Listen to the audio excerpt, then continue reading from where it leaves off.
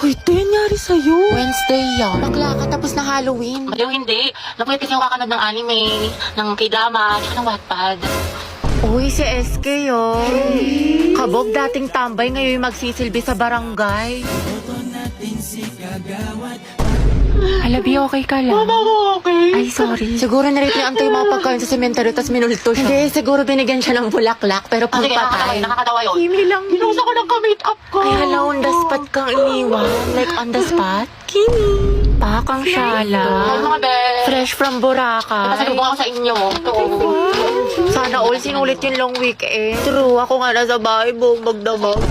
Uy, abot tayo nga ngiti ha. Excited mag-aral yan. Excited kay crush ka mo. Ay, shoot up, Alam mo ha? naman, na-miss ko siya. Gusto ko na ulit siya makita. Ay, wait, tayo nabaliw ka na. Grabe, ang ganda mo, Barbie. Glowing. Sis, paano maging ganyan? Skincare reveal naman dyan, te. Oo nga, na sikreto mo. Ay, bawal mga te. Gigate-keep ko to. Kulon daw. Joke lang, ano ba naman kayo? Alagang maxi lang to, sis. Talaga? Oo, pagising ko sa umaga, I use the Maxipil Facial Wash to keep my skin refreshed, clean, at healthy. It's antibacterial, deep cleansing, and vitamin enriched. Then I'll use the Maxipil Sun Protection Cream against harmful UV rays. Maganda to kasi it's non-greasy at lightweight. After a long day naman, ginagamit ko ulit ang Maxipil Facial Wash, then ang kanilang exfoliant solution. 2 to 4 drops lang ay enough na at tanggal ang pimples mo. Tapos papatungan mo siya ng Maxipil Moisturizing Cream. It's smooth and supple sa skin and ready na ako matulog. Abangan mo din ang pasabog ni Maxipil sa page nila at baka isa ka sa magkaroon ng chance manalo ng cash prizes. Na-ads yarn.